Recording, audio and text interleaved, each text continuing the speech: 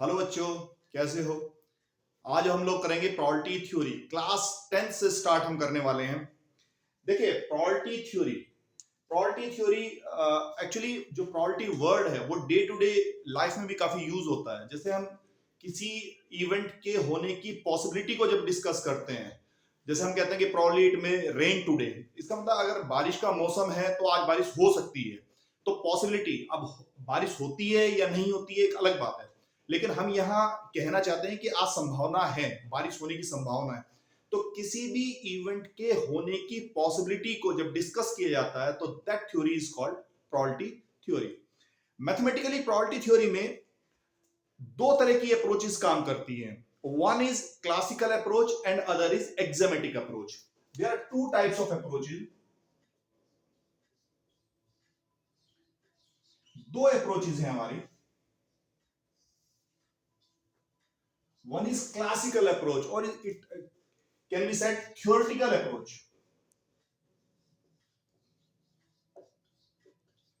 Theoretical approach या इसको classical approach भी बोलते हैं। Classical approach and other is axiomatic approach.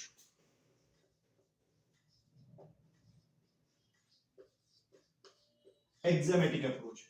देखिए, जो थ्योरेटिकल अप्रोच है, क्लासिकल अप्रोच है, this is based on counting कि किसी भी इवेंट के होने की टोटल पॉसिबिलिटीज कितनी हैं और उनमें से अगर इवेंट होती है तो उसके फेवरेबल पॉसिबिलिटीज कितनी हैं। ये क्लासिकल अप्रोच है, this is based on counting. और axiomatic approach, this is based on set theory.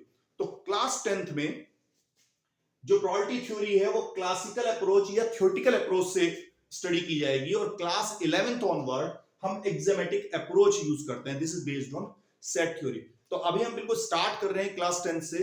तो जो हम प्रोबेबिलिटी करने वाले हैं वो थ्योरेटिकल अप्रोच से या क्लासिकल अप्रोच से हम करेंगे।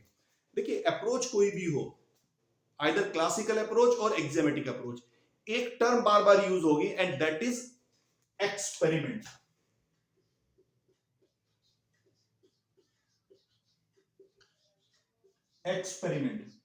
Experiment, there are two types of experiments. One is deterministic experiment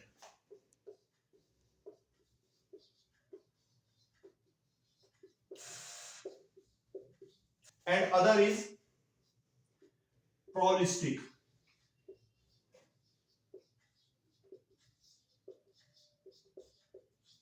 or random experiment.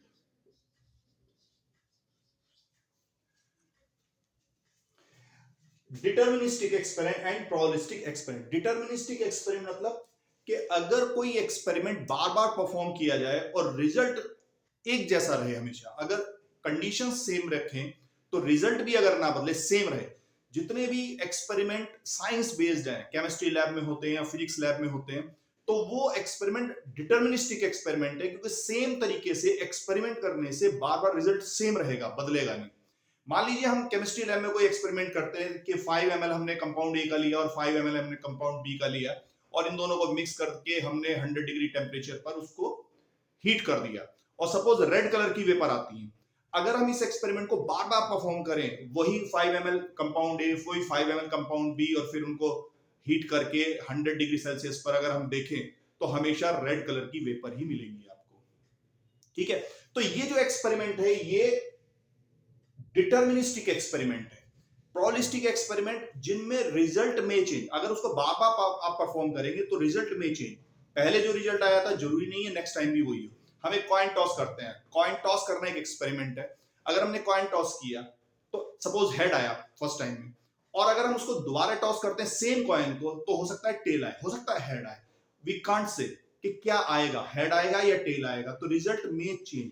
तो अगर रिजल्ट चेंज कर सकता है सेम एक्सपेरिमेंट को सेम कंडीशन में बार बार परफॉर्म करने से, तो that experiment is called probabilistic experiment और रैंडम एक्सपेरिमेंट। और डिटर्मिनिस्टिक एक्सपेरिमेंट जिसमें रिजल्ट हमेशा सेम रहेगा अगर कंडीशंस आइडेंटिकल रखी गई हैं। तो प्रोबेबिलिटी थ्योरी में क्योंकि हम पॉसिबिलिटीज को डिस्कस करते हैं कि ये इवेंट हो भी सकती है या नहीं हो सकती, तो जो भी एक्सपेरिमेंट इसमें यूज होते हैं वो सब प्रोबेबिलिस्टिक एक्सपेरिमेंट होते हैं या फिर रैंडम एक्सपेरिमेंट होते हैं।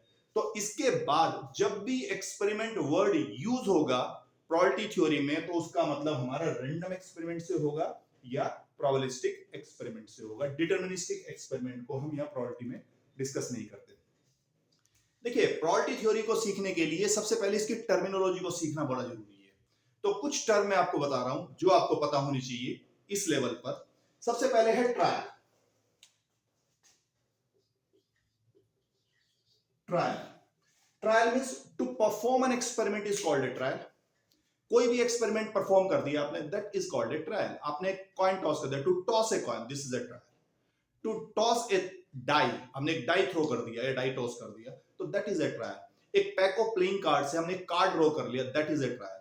सपोज एक बैग में बहुत सारी बॉल्स रखी है, red colour, blue colour, white colour की, और हमने हाथ डाल के एक बॉल निकाल ली, तो दिस इज ए ट्रायल। ये एक्सपेरिमेंट किया कि ये एक ट्रायल है, तो दिस इज ए ट्रायल। अब देखिए, ट्रायल हो गया। ट्रायल होने के बाद क्या होगा, कुछ रिजल्ट आएगा उसका। जैसे हमने कॉइन टॉस कर दिया, तो हो सकता है हेड आ जाए, हो सकता है टेल आ जाए, तो ये आउटकम आया इसका, ये रिजल्ट हुआ। और ये result, this result is called event. ये इवेंट है। आपने डाई थ्रो किया, 6 आया, तो this result is an event. 6 आना एक इवेंट है। या पैक ऑफ प्लेइंग कार्ड से एक कार्ड ड्रॉ किया, या बॉल ड्रॉ की, व्हाइट कलर की बॉल आ गई, तो ये सब क्या है, ये इवेंट है। These are events. नाउ, और इवेंट में सबसे पहले है एलिमेंट्री इवेंट।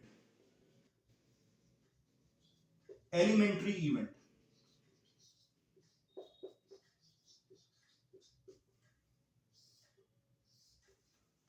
Elementary event. देखिए, एलिमेंट्री इवेंट का मतलब जो किसी भी रैंडम एक्सपेरिमेंट से एसोसिएटेड जो बेसिक इवेंट होती हैं, that are called elementary events. वो एलिमेंट्री इवेंट्स होती है। जैसे आपने कॉइन टॉस किया, either it will be a head और टेल, तो there are two elementary events, या तो हेड आएगा या फिर टेल आएगा। तो दो एलिमेंट्री इवेंट एसोसिएटेड है with this random experiment to toss a coin. अगर हम डाई थ्रो कर देते, तो डाई थ्रो करने से आउटकम क्या हो सकता है? हो सकता है 1 आए, हो सकता है 2 आए, हो सकता है 3 आए, हो सकता है 4 आए, हो सकता है 5 आए, हो सकता है 6 आए। तो there are 6 elementary events associated with this random experiment. अगर हमने डाई थ्रो किया है, तो 6 एलिमेंट्री इवेंट में से कोई एक हो जाएगी। तो these are the elementary event. या pack of playing card, 52 type के कार्ड होते हैं, सब डिफरेंट होते हैं। तो अगर हम एक कार्ड ड्रॉ करें, तो there will be 52 types of event and these all are elementary event। तो elementary events बेसिक इवेंट हैं किसी भी रैंडम एक्सपेरिमेंट से एसोसिएटेड। देखिए, एलिमेंट्री इवेंट जो होती हैं उसकी कुछ स्पेशलिटी हैं। There are 2 specialities. वन, कि किसी भी रैंडम एक्सपेरिमेंट से जो एसोसिएटेड एलिमेंट्री इवेंट होती हैं वो म्यूचुअली एक्सक्लूसिव होती है। म्यूचुअली एक्सक्लूसिव का मतलब कि एक इवेंट अगर होती है तो दूसरी नहीं होती है।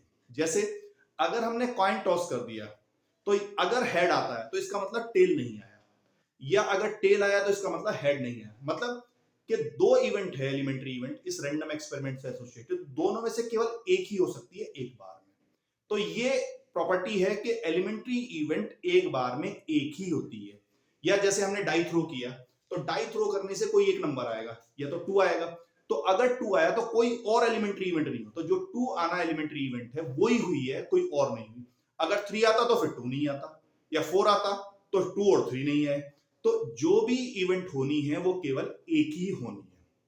दिस इज प्रॉपर्टी नंबर 1 कि एलिमेंट्री इवेंट केवल एक ही होती है एक बार में। दूसरी प्रॉपर्टी, सेकंड प्रॉपर्टी इज कि जो एलिमेंट्री इवेंट है आउटकम हमेशा उसी में से होगा। यानी कि अगर हम कॉइन टॉस करते हैं तो जो आउटकम होगा, तो 2 एलिमेंट्री इवेंट है, हेड और टेल, तो उन दोनों में से ही होगा, उन दोनों में से होगा और एक ही होगा। डाई थ्रो किया तो 6 एलिमेंट्री इवेंट है, 1 2 3 4 5 6। इन 6 एलिमेंट्री इवेंट में से ही एक इवेंट होने वाली है, केवल एक इवेंट होगी और इन्हीं में से होगी, एक बार में केवल एक होगी और इन्हीं में से होगी। These are the 2 properties of elementary event. ये है एलिमेंट्री इवेंट। किसी भी रैंडम एक्सपेरिमेंट से एसोसिएटेड जो बेसिक इवेंट होती हैं वो एलिमेंट्री इवेंट होती है। जैसे आपने एक डाई कॉइन टॉस किया, तो आइदर ए हेड और ए टेल विल कम। और अगर आपने डाई थ्रो किया तो 1 2 3 4 5 और 6, इनमें से कुछ हो सकता है। ठीक है। या अगर आपने दो कॉइन टॉस कर दिए होते, दो कॉइन, तो या तो ऐसा होता कि दोनों कॉइन पर हेड आया, एक एलिमेंट्री इवेंट, ये हो सकता है कि दोनों कॉइन पर हेड आया, या फिर एक कॉइन पर हेड आया, दूसरे पर टेल आ गया, ये हो सकता है, या फिर फर्स्ट पर टेल आया, सेकंड पर हेड आया, ये भी हो सकता है, या फिर दोनों पर टेल आ गया। तो देयर आर 4 पॉसिबिलिटीज, इनके अलावा कोई पॉसिबिलिटी नहीं है। तो ये 4 एलिमेंट्री इवेंट एसोसिएटेड हैं with this random experiment tossing 2 coins at a time. दो कॉइन को एक साथ ड्रॉ करने पर there are 4 types of elementary event. तो ये एलिमेंट्री इवेंट है, और मैंने बताया कि दो प्रॉपर्टी है इनकी। पहली, केवल एक ही होती है एक बार में, और दूसरी इन्हीं में से होती है इवेंट। ठीक है, ये तो है एलिमेंट्री इवेंट। जो सेकंड टाइप ऑफ इवेंट है वो है कंपाउंड इवेंट। कंपाउंड इवेंट, देखिए कंपाउंड इवेंट क्या है। Compound event is a combination of 2 और मोर एलिमेंट्री इवेंट्स। अगर किसी इवेंट में more than 1 elementary event associated है तो that event is called compound event. देखिए मैंने बताया ना इवेंट क्या होती है, जो भी आउटकम है दैट इज एन इवेंट। हमने एक डाई थ्रो किया और हम कहते हैं कि एक इवन नंबर आया, तो इवन नंबर एक आउटकम है, वो इवेंट है। अब वो किस तरह का इवेंट है, एलिमेंट्री इवेंट है या कंपाउंड इवेंट है। अगर हम कहते हैं इवन नंबर है, तो इवन नंबर का मतलब कि अगर 2 आया तब भी इवन नंबर है, 4 आया तब भी इवन नंबर है, और 6 आया तब भी इवन नंबर है। तो इट मींस इस इवेंट में 3 एलिमेंट्री इवेंट एसोसिएटेड है, आइदर 2 और 4 और 6। तो इस this type of events are called compound event. इनको कंपाउंड इवेंट बोलते हैं। जब एक से ज्यादा एलिमेंट्री इवेंट एसोसिएटेड हो किसी इवेंट में तो that event is called compound event. हम कहते हैं कि ऑड नंबर आया, तो ऑड नंबर 1 3 5, ये कंपाउंड इवेंट है। हम बोलते हैं कि नंबर लेस देन 3 आया, नंबर लेस देन 3, तो नंबर लेस देन 3 बोलते हैं, तो 1 और 2, तो 2 एलिमेंट्री इवेंट एसोसिएटेड हुई। एक से ज्यादा अगर है तो वो कंपाउंड इवेंट है, that is a compound event. Okay, now अब आते हैं प्रोबेबिलिटी पर। Probability of occurrence of an event, probability of occurrence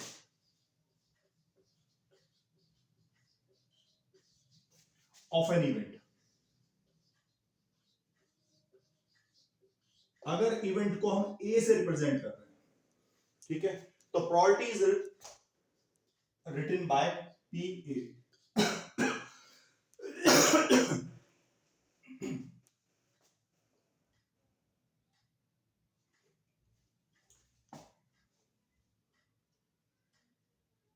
probability is written by P A. देखिए probability of occurrence of an event, जैसे हमने एक die throw किया और हम ये जानना चाहते हैं कि एक इवेंट है कि नंबर लेस देन 3 होना, इसकी प्रोबेबिलिटी जानना चाहते हैं कि नंबर लेस देन 3 होने की क्या प्रोबेबिलिटी है।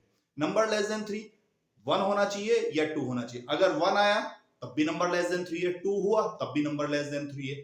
तो ये जो दो इवेंट है कि जिसमें नंबर लेस देन 3 मिलेगा, ये फेवरेबल इवेंट है ए के लिए। अगर हम ए को कह रहे हैं कि A is the event number less than 3, तो देयर आर 2 फेवरेबल इवेंट। और टोटल इवेंट कितनी है, टोटल इवेंट है हमारे पास 6, 1 2 3 4 5 6।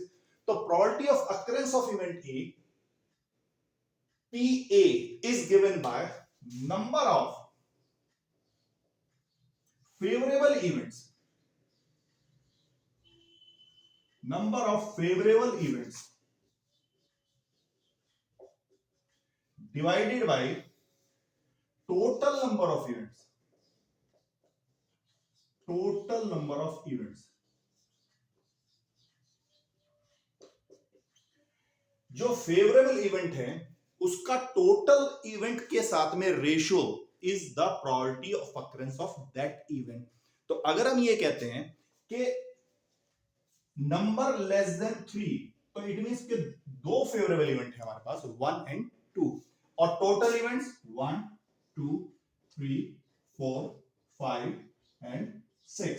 तो probability of occurrence of the event number less than 3 is PA equal to 2 by 6. This will be 1 by 3. ये है probability of occurrence of an event. Number of favorable events divided by total number of events. जब हम यहाँ event बोल रहे हैं तो हमारा मतलब है elementary event के साथ में.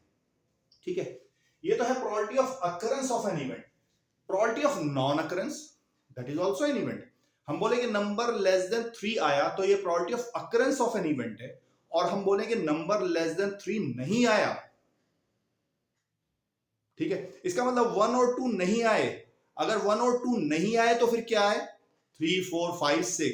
तो इस नहीं होने की जो फेवरेबल इवेंट है वो 4 है, नहीं होने की जो फेवरेबल इवेंट है वो 4 है, या ये होने की नॉन फेवरेबल इवेंट है.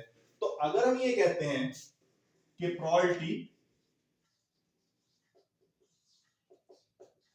probability of नॉन अकरेंस, अब मैं कह रहा हूं नॉन अकरेंस, पहले हमने अकरेंस की बात की थी. probability of non occurrence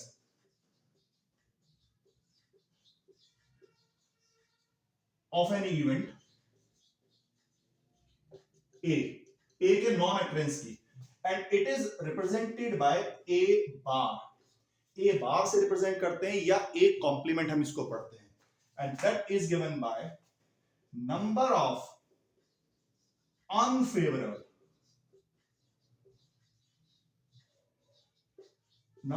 unfavorable events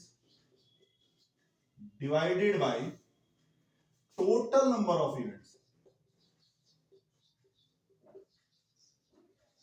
divided by total number of event.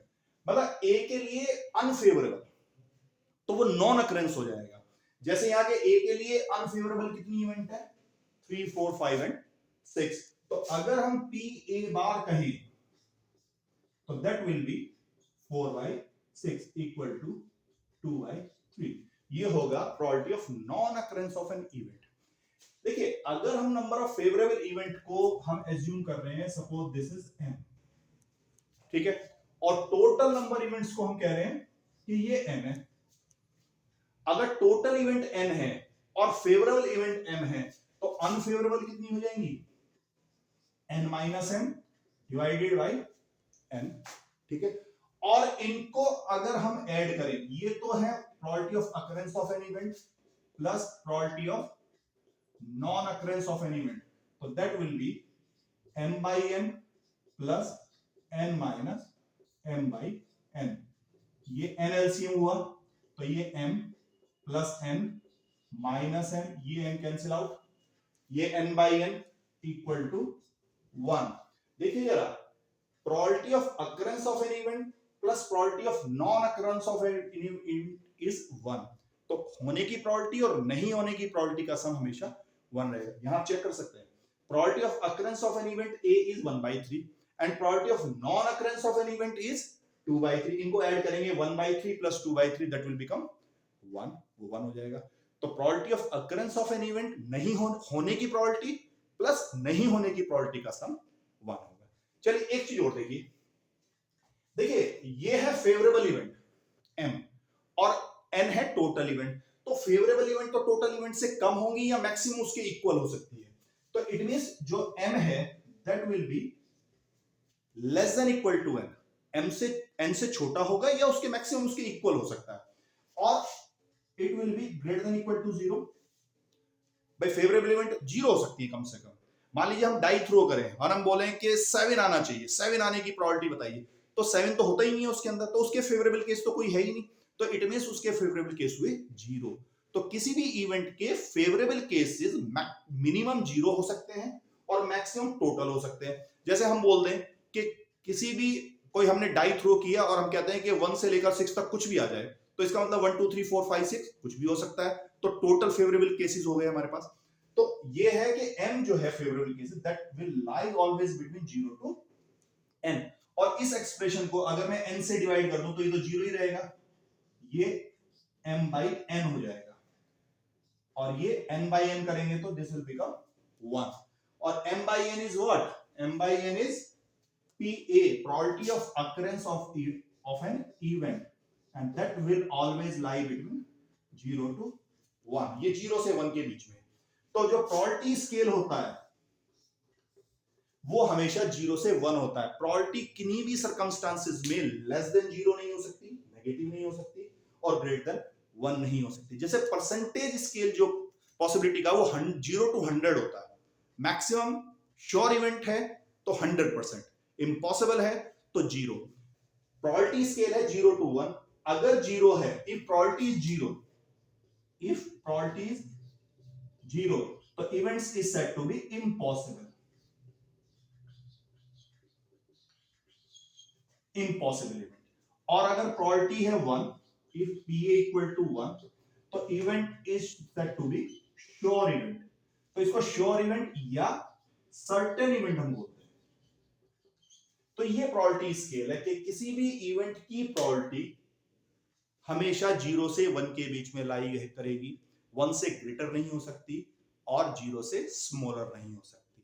ठीक है, तो ये थी theoretical approach of probability theory. ये क्लास 12th के लिए है। आज का वीडियो आपको कैसा लगा कमेंट बॉक्स में लिखकर जरूर बताइए। अगर आप चैनल पर नए हैं तो चैनल को सब्सक्राइब करना ना भूलें, और इससे आगे की प्रोबेबिलिटी में हम बढ़ेंगे नेक्स्ट वीडियो में। तब तक के लिए थैंक यू।